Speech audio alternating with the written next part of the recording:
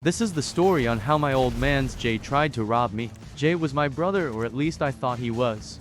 We grew up together in the trenches of West Baltimore, same block, same struggles. We ran the streets, watched each other's backs, and made it through some tough times. At 16, loyalty was everything. I thought we had that, until he proved me wrong. It was late, probably close to midnight, when Jay hit my line. "Yo dummy, come through the corner store by Green Street. I need to holla at you real quick," he said. His voice was off, but I didn't think much of it. That was my man's, my day one. I wasn't expecting what came next. We linked up in this grimy alley near the corner store where we used to chill back in the day. It was dark, trash bags piled up, and the streetlights barely worked. Jay came through wearing a hoodie, moving shifty, his hands deep in his pockets. "What's good, Jay?" I said, reaching out to dap him up. Jay ain't even looked me in the eye. He took a step back, pulled out a rusty lore, 38, and pointed it straight at my head. "Run your pockets, yo," he said, trying to sound hard, but I could hear the shake in his voice. At first, I froze. Not from fear, but from disbelief. "Yo, Jay," I said, staring him down. "You serious right now, yo? You gon' rob me?" "Me? Shut the F up," he barked, stepping closer. "I need that money, dummy, so don't make me ask again." I looked him in the eye, calm but heated. "You really gon' do this? Over what? Some lunch money? You gon' throw everything away for this, huh?" His hand was shaking, the barrel trembling. That's when I realized he wasn't built for this. He was scared. I wasn't. I made my move. I smacked his arm hard, sending the gun flying near the trash bags. Before he could react, I hit him with a right hook that connected right on his jaw. He stumbled back, but I wasn't done. I followed up with a left to his cheek, then a body shot that made him double over. "You really tried to rob me, dummy," I shouted, grabbing him by the hoodie. He tried to swing back, but he was too slow. I ducked and hit him with an uppercut that knocked him flat on his back. He hit the ground, groaning, but I wasn't letting up. I dragged him up by his hoodie and slammed him into the brick wall. "You wanna be a gangster now? You wanna pull a gun on me?" I said, punching him again, this time busting his lip. Blood dripped down his chin as he slumped against the wall. "I am sorry, yo," he stammered, his voice shaky. "I'm just down bad. I ain't know what else to do." "Down bad," I shouted, shoving him. "And you thought snaking me was the move?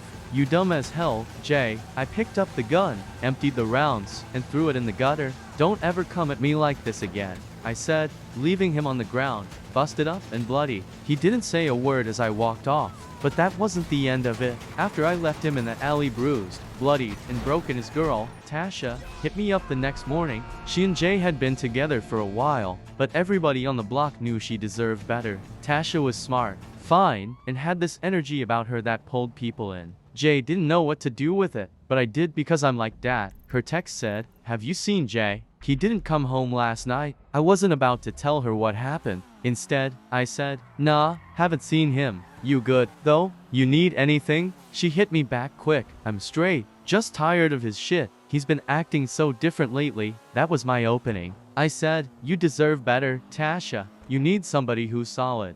Someone who's gonna really hold you down." She paused for a minute, then replied, "You think so?" I said, "Yeah. Matter of fact, why don't you come through later? Get that off your mind real quick." That evening, she pulled up to my spot. She was wearing these tight jeans that hugged her curves and that fat ass butt, a little crop top that showed off her waist, and her hair was in these long braids that framed her face perfectly. She smelled like vanilla and cocoa butter, and when she smiled, it hit different, dummy. When she came in, she sat on the top of my bed, looking a little nervous, but not in a bad way. I handed her a bottle of water, and we started talking. At first, it was about Jay, how he'd been distant, how he didn't make her feel like she mattered. "He's so caught up in his own mess," she said, shaking her head. "Sometimes I wonder if he even cares about me." I leaned back, keeping my eyes on her. "Tasha, you do good for that. You don't need someone who makes you feel like an option. You need somebody who sees you for who you are. Somebody who knows your worth." She looked up at me, her eyes soft. "And you think you know me like that?" "I do," I said, leaning closer. "And I know Jay don't deserve you, ma." She smiled, biting her lip a little, and I knew I had her.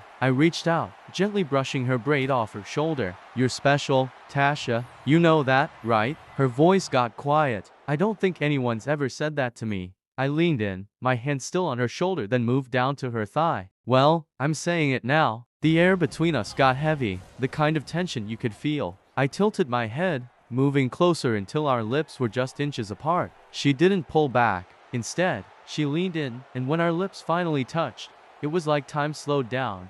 The kiss was soft at first, but it didn't stay that way. She grabbed the back of my neck, pulling me in closer. Her lips were warm, sweet, and she kissed me like she'd been holding this in for a while. I slid my hands to her waist, then in her pants, pulling her onto my lap, and she didn't hesitate. "You don't know how long I've been thinking about this," she whispered, her breath warm against my ear. "Me too," I said, my voice low. "You deserve to feel this." The next hour felt like a blur, but it wasn't rushed. It was like every touch, every kiss meant something. She let her walls down completely, and I made sure she felt everything Jay never gave her: attention, passion, and care. Afterward, she lay there beside me, her head resting on my chest. She looked up at me with that glow, her smile soft and real. "You're different," she said quietly. "I told you," replied, brushing her hair back. When she left that night, she was smiling in a way I'd never seen before. And me, I knew I'd just changed the game completely. Jay tried to snake me, and I took everything from him: his pride,